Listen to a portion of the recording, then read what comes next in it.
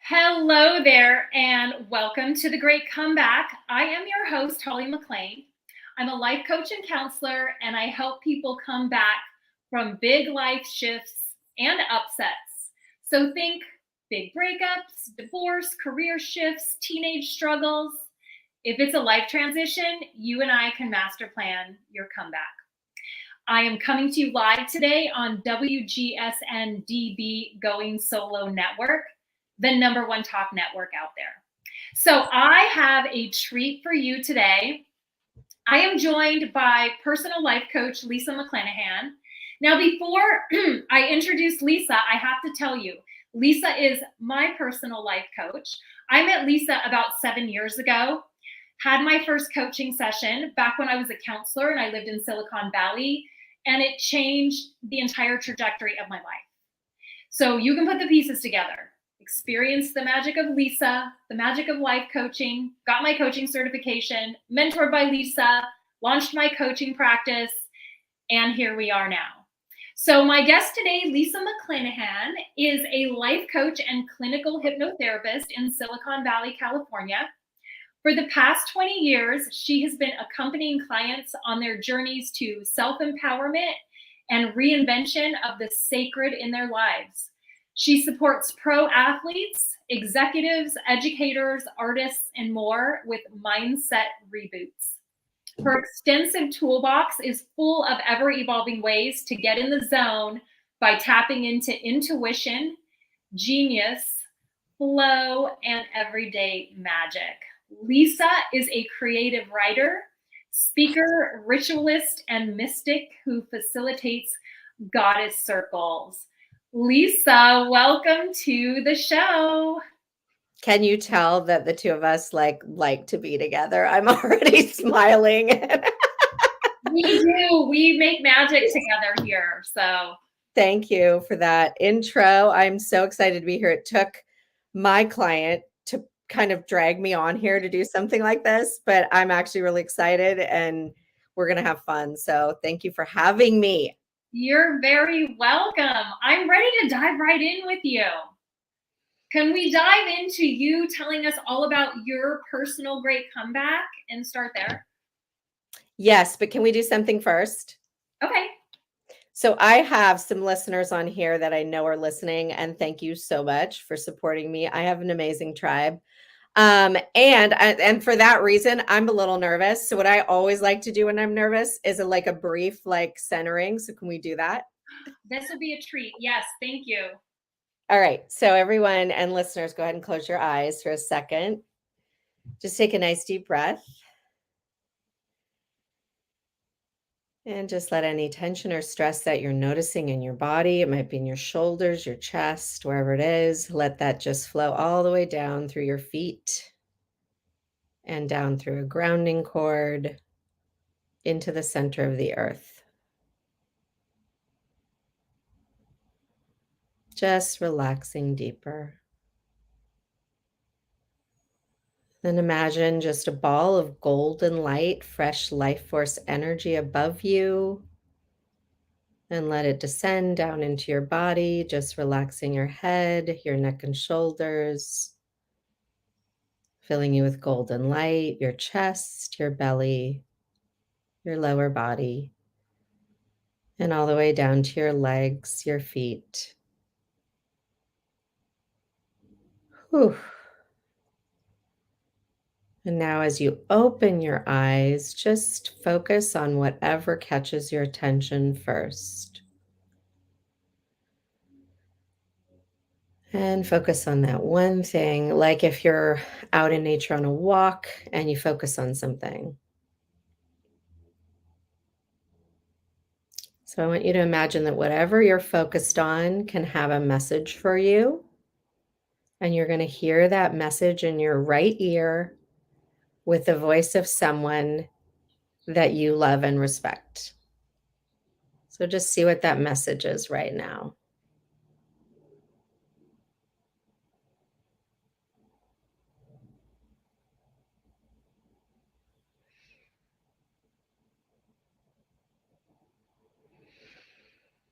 So just hold on to it. And now maybe we can share. Did you get anything, Holly? What happened? There's this big picture on my wall on the other side that you can't see. And it's one that my cousin and I both have the same one. Long story short, we live in the same court. We bought houses near each other. And this little saying on there, this portion of it just kind of popped when I opened my eyes, and it says, it's a million little things. And just right away, I felt that our life experience, all that we go through, it's a million little things. It's never just one thing. We're more than just one thing. You know, it's kind of crazy. I almost got the exact same message. Oh no. Which is not crazy. And we know that it's called a synchronicity.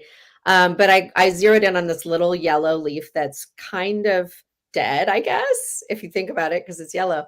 But it was kind of like, I'm just like, you know, and even this moment, it's just like all the same. It's all these leaves. It's just kind of the cycles of life. But I also heard, and it was your voice, Holly, you're blooming and you're growing, Lisa. I love that. So it was kind of both, like I'm blooming and growing, and it's all just happening. That's fine. You know, it's just like going by. It's just like nature. So I wanted to do that one little thing just because as a coach, I think what, you know, if there's only one message to distill stuff down to, it's really and truly that right now, right here, right now, you have everything you need and you are everything you need. Mm. And the only problem is that we get voices and things and beliefs in the way of that. And so now I'll answer. Sorry for that long detour, but I think I actually lost sight of that at a moment of crisis. And I think, you know, moments of crisis can be, and which this is why I love your show, right? They can be breakdowns, but they're also breakthroughs because they take you to your knees and you just, you know, all you can do is what you need, right? That's kind of like all you can do in a crisis. And that shows you what you need. You know, our coaching question is, what are you wanting right now? You could even say, what am I needing right now? So one of mine was when my oldest daughter was ready to leave for college, I just kept crying. My husband's like, why are you crying in the garage? Like, why are you crying everywhere? And I'm trying to hide, right? Because I don't want her to feel bad. And, you know, she was going to another state, and I just realized like my role as a mother is changing, you know, and then my next one's going to go. And oh my God. And I really think I was very identified with that role. I took it really seriously. And while I had my career, I had studied spirituality. I was a hypnotherapist. I was coach. I think there was a lot of that I still, you know, hadn't quite embraced within myself, you know, and I think we teach what we need to learn. So I was not confident that that could be my full-time career. And I was doing it kind of part-time. And I was busy. I was volunteering. I was doing a lot of things, but a lot of them were identified with mothering. My kids playing soccer, all kinds of stuff. Yeah. So I was just like, not only am I sad she's leaving, but who am I without her here? I didn't get it. And I don't think people really talk about empty nesting enough and how hard that is on people, on moms. And right. And especially with this particular child, I had almost lost her at birth, and I'm making deals with God that I don't even believe that God is this way. But like, if you let her live, I'll let her go. And then it was time to let her go. And I'm like, I can't do this. Like, I don't know how to do this. Right.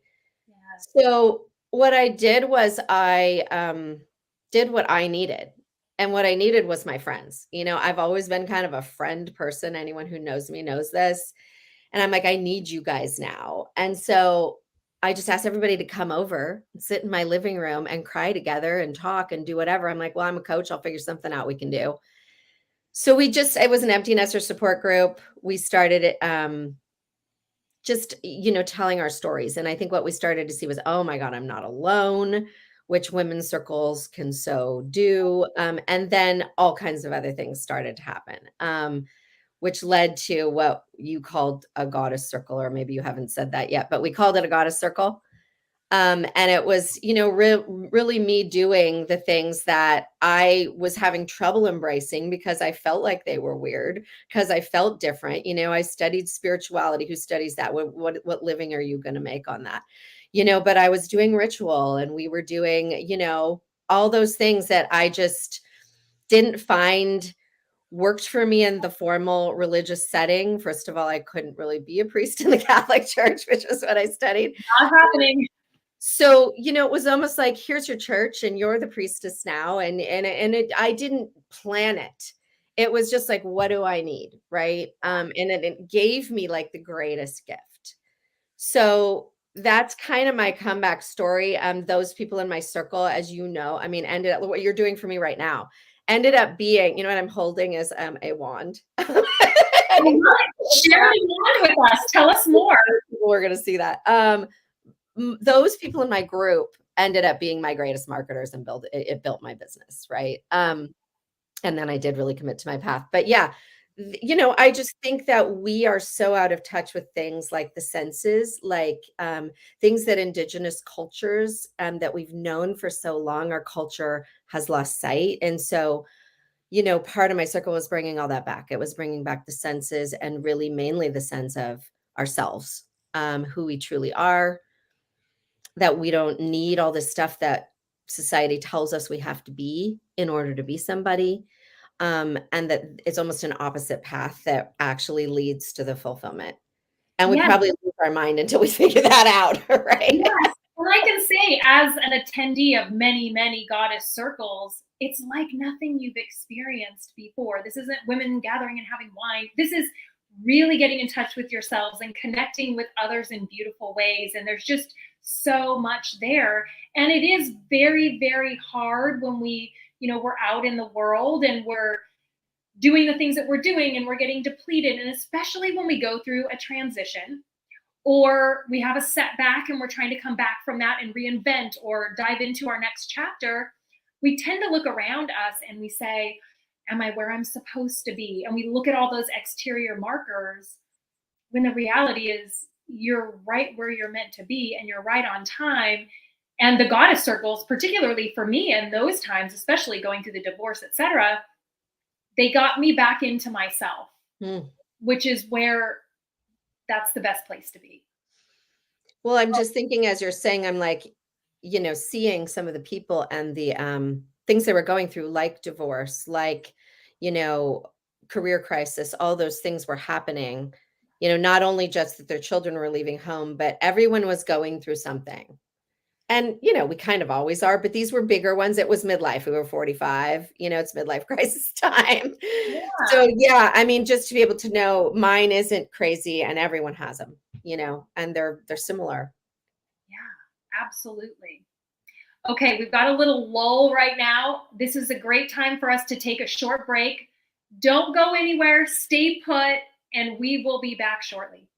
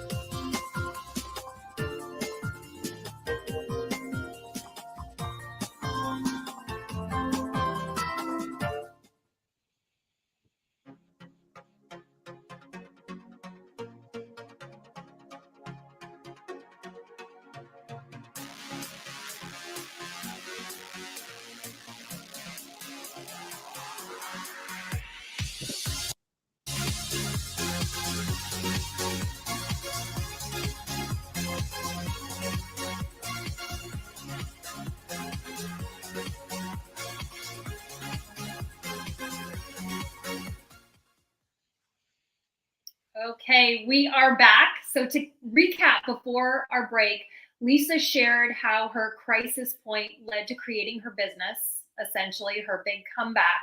So Lisa, I want to dive in a little deeper with you and have you share with us how the work you do is influenced by your particular comeback. Well, I think, if we're talking about crisis and how that influences my work, people don't come to me for coaching because things are good. They come to me because they're in some sort of usually identity crisis, right? And so, I almost had to live it to really understand, to walk in someone else's shoes. And, I think if we look at what's happening even today, I mean, with the pandemic, with what's happening in the world, we're in kind of a collective crisis moment. And while that has pain, and it's certainly retriggered a lot of my fears of, even my daughter's hospitalization because she was on a machine that a lot of these ECMO patients are on, like a lot of my fear came back. And I thought I kind of had my act together. And then, I have people pointing out, Lisa, you're being super freaked out. And I'm like, well, yeah, that's justified on one level. I think my fear was kind of next level, so the crisis stuff can get us. And, often it's not only what's happening in society, but then what does that mean about me? And, ultimately, the fears, like the fear of dying, that's a biggie. Right. And so that's where, some of the work we do in Circle when we're in meditation and we're realizing, oh, there's actually more than than what's here. I mean, what's here right now is really important to be with. And you start to kind of tap into there's actually even more, that I'm even bigger than I am as this human me. And that so is an important thought to get us out of our own way. I'm bigger. Who's the observer that's actually watching me doing this dance in this play? That's the real me. Right. And so anything that gets us there is like going to take us out of that pressure, that stress, that feeling, oh my God, I'm weird and different. So I guess I would say there's a couple things that I think sum up what I'm trying to teach and learn with my clients because we're thinking partners, we're doing it together. They're all a mirror of me. And I summed them up this way. It kind of came to me this morning, like intuition does, if you kind of just are open to it. And it was a couple of things. It was, consensus reality tells us to do versus be. And I think what actually works is being versus doing. How you're being is what matters, not really what you're doing. People notice your energy. They're drawn to you or they're not. The only person that really cares about your achievements, quite frankly, is you. I mean, someday we're going to end up in someone's garage as a picture that nobody really knew 2 generations ago. Right. And it's not going to matter, right? So it's just, how am I being and how's that making people feel and how's that making me feel and what's my experience of life? So being versus doing. I think the other thing consensus reality tells us is be in this box, right? Get the A's, do the things. And I think that the most successful people are thinking outside the box. You're most rewarded when you're most weird. Right. So when I took interesting how that works. It's so true because, we have in our minds, we're supposed to be this way, do these things, present this way. But what actually feels best is when we have those moments where we're just ourselves. Because we're not trying. Exactly. So being more of that. And if you notice, if you take inventory, and I think about the people that I enjoy spending time with the most, they are not the people that are in their boxes. They're the people that just let it all hang out. It's so true. And I feel like I'm like still trying to be one of those people, and I think all those calming techniques I've had to learn, right, are really because, and, I did kind of before even doing this today, I'm like, Lisa, don't stress, just kind of do the things that are in front of you. And I realized kind of how not present I often am. Like yesterday at the dog park, I'm like, I'm not even talking to people. I'm not really here. And so I started talking to people, and one of them said she's been listening to my meditations 3 times a week. I wouldn't have even known that if I was just kind of in my head and not present at the dog park, right? So I think you're so right, but it's, for some of us, depending on our programming, and mine was kind of really, I took my programming super seriously. You're supposed to be a good girl, Mhm. right? And that puts so much pressure and it creates so much what's good and whose definition of good. Right. But I took that so seriously. So the being out of the box, I mean, I've done now some kind of crazier things that, are what draws me to people. It's what's magnetized people to me. Yeah. And maybe we can do more shows on some of those. But yeah, and I think the last thing I would say, so it's be versus do. It's get out of your box, and then it's call in your tribe. And I think consensus reality tells us go it alone. It's, you got to do this all yourself. And, here I am like a life coach. I'm freaking looking at job boards and things on like trying to find a job. And it was because I hadn't committed yet to the fact that I have one and I'm a coach, and I'm not going to find that online when coaching was new and I'm pioneering a movement, really, right? It wasn't there, but I just wasn't strong enough to kind of commit to that. And it's if you don't have models that are paving the way for you too. I mean, this is new. You're breaking into an industry. I remember way back when you would share with someone that you're a life coach, and you would talk to me about this. This is before I was even into life coaching. And you would say you're a life coach, and they're like, does that have to do with sports? They were just connecting coaching with sports. And it was just, or they would say, so you have your life together, your life is perfect. So are you going to show me how to make my life perfect? And then we get into those boxes again. It's like, no, it's not about perfection. It's about tapping into who you genuinely are and the work that you do, Lisa, with guiding others to find their true answers and their true self. And if you want to share a little bit more about that too, I mean, this is what differentiates coaching from counseling, from other therapeutic services. Everything has its beautiful place in the world, depending on what your needs are. But when it comes to coaching, this is something, and I'll share this as a personal experience. My very first session with Lisa, I didn't really know what life coaching was, and I had signed up for it. And long story short, I'm there with her. It felt to me like it was the most loving, nurturing experience where I was validated for who I was. I kind of went in there hoping that Lisa would tell me what to do, what's the right thing to do. And she actually showed me in just one session how to go in and feel my way into what felt right for me. I had never been treated that way in this type of setting. It was mind blowing. And it felt to me as if I had had 2 years of therapy in, an hour or an hour and a half. I think we did a meditation. There were all kinds of goodies that were embedded in this one session. It's different. And that's what sets, true life coaching, not necessarily the consultative pieces. Like sometimes if you get business coaching, there's that consultative piece of here's what you do and here's the guidebook. But when someone is purely life coaching you and taking you from the inside out. Well, I love that you said, and thank you so much for sharing that story. I mean, it really touches me because I always feel like I have no idea what I did and how are they taking that away, right? But that kind of speaks to the principles of the type of coaching I learned was called transformational coaching. And what it means is, you're working kind of from the inside out. And I think that's what I've been kind of trying to point out throughout this is that I know I had to change from the inside out, because if you just kind of make a plan and do something different, to change one particular habit, but you haven't really transformed why was that habit happening to begin with, then you're going to just move to something else, right? So there is all kinds of coaching out there, like you say too. And I think there's some kind of core principles like looking at your limiting beliefs and things like that, what's in your way. But I think, transformational coaching is really, it's not something where there's certainly an accountability, but it's an accountability to how you're being. And it's really digging deep and looking at the ways I'm being are actually amazing. And so when I ask people, what's your takeaway? They'll often say to me, the one thing that I reflected back about them that was good and how I saw that, right? Like, I'm like, you're so amazing at this or that. I'm just noticing that's an amazing answer that you just had for yourself. Like I could never have almost dreamed that up. And they just, right. We all just kind of want that. And the reason we're looking at it from the outside, wanting to get it from the outside is because we just kind of forgot.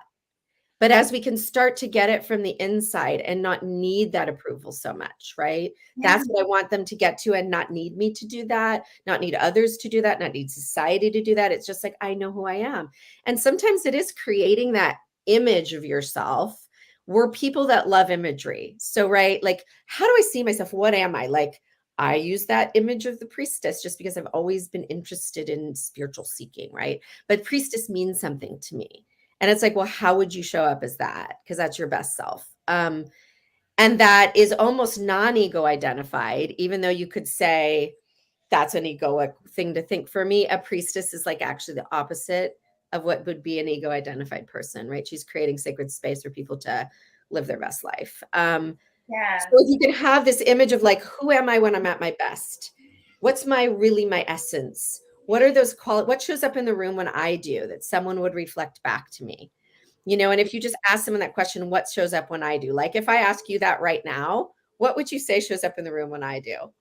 Yes, you just like kind of what pops when I just look at you, like right into my brain is teacher, as you're laying all this out for us, goddess, um, just like joy. Like I see you sharing your gifts and just this joyful radiance coming through. Well, and it's so true. Like when you're sharing your actual gifts, it's so fun. Like, thank you for doing this. This is so fun for me. Right. Because I mean, everyone who's listening that knows me knows I talk about this stuff all the time. But just to feel like it's kind of, there might be more people, there might be someone I don't know kind of listening or whatever, or they might send it to someone, is really just kind of a fun feeling. So now I'm going to do it back to you. Ask me what walks in the room when I do. Oh, I'm asking you. It's my turn. Yeah. Okay. What walks in the room when I do? Radiance, joy, beauty, exuberance, knowledge, wisdom, majesty, fun. Oh my God, I can keep going. Fun, sisterhood, the list goes on. Yeah. And that's the kind of, when you just sit there and go, oh my God, I know so many things about everyone and everything when I just sit and let myself let that flow. And it's what's wild, Lisa. And I remember when we did this similar activity in Goddess Circle. And let me tell you, it was the hardest thing for me to stand up in front of this group. This is a warm, fuzzy group. This isn't an intimidating group. But just to hear all of the things and the wonderful things that they have to say, I mean, I was just a puddle of tears. But like you were saying, Lisa, we don't realize how much we look to the exterior and the outside world for validation and identification of who we are. I mean, it makes sense. Our eyes are pointed outward, but taking that time to hear your sisters, your friends, your tribe share with you what you're reflecting out into the world so that you can take that in is a beautiful gift. And then tapping into yourself too, however you do that, whether it's through meditation or going inward, and actually hanging out with yourself on the inside is critical, because all we're really focusing on most of the time is what's on the exterior. It's so true. And I think, as you and I are saying these things to each other, I bet you would say that unlike when you had that in circle and you were almost overwhelmed and it was, now you can actually kind of receive that because you're walking in the world knowing that this is just what shows. I don't have to try to do these things or be these things. I'm just am. And the more I can just walk into rooms like that and knowing that's who I am, and it does show up. Like I remember when I first did this in my coach training and it was one of my male coaching teachers and I said Indian chief and he's like, oh my God. And he's kind of this shaman guy. And he's like, how did you know this? And so we do know, like we can pick up stuff that's specific. So what I wanted to kind of say about my clients and what happens for them is I think, it takes a while to trust, right? That I'm starting to see myself differently. So my life's going to show up differently. Because what would be easier is what's my plan of my new career, or how am I going to find the guy, or what am I, whatever, right? And instead it's you're stopping yourself. So let's figure out what's in your way. Is magic like happens. I tell them you're going to start to see synchronicities. You're going to start to have things show up. People are going to call you. Things are going to show up in your space. And I always am, myself a little bit like, I hope I can trust this happens for them, because it's really what they're doing. I can't do it for them. Right. But Right. And it happens every time. it happens it happens all the time. And I'm still shocked every time and not shocked every time. Mhm. Because I know that there is magic going on this planet. I know there's synchronicity, and literally all you have to do is open to it and look for it, and it's gonna be there. You Yeah. know, and the nervousness and the pressure is really just energy in your body. It doesn't need to be any story other than that. And when you can, like, today I was feeling a little nervous because I'm like, just let it shiver in your body. It's the same thing as any like shiver of excitement and Mhm. sexuality shiver. It's like all the same. Pleasure is pleasure. Literally, energy is pleasure. And so as we start to just kind of get that, we're like, there's nothing I need to be afraid of, including death, which is the ultimate fear, right? It's just going to be a transformation. And I'm going through them all the time. Right, right. Oh my God. Lisa, I was going to ask you my final question. If you could boil it down to one golden nugget to leave us all with, I don't know that we can, because I feel like you've covered so many, like a treasure trove of gold and jewels and all the things. If you want to try to boil it down to one thing, or if you want to just let our listeners kind of pick and pull what resonated for them. Yeah, I think that just back to that first exercise, noticing is your purpose. You have Mm, no other life purpose than to notice, because you will get everything you need. And the other one is that what shows up in the room when you do without you trying is enough. yeah, yes. So just trust yourself, right? You've got it. We've all So got it. Oh, beautiful. Lisa, thank you so much for being here. You have to come back. We have like 10 additional topics that we need to talk about. Thank you, definitely. We always do.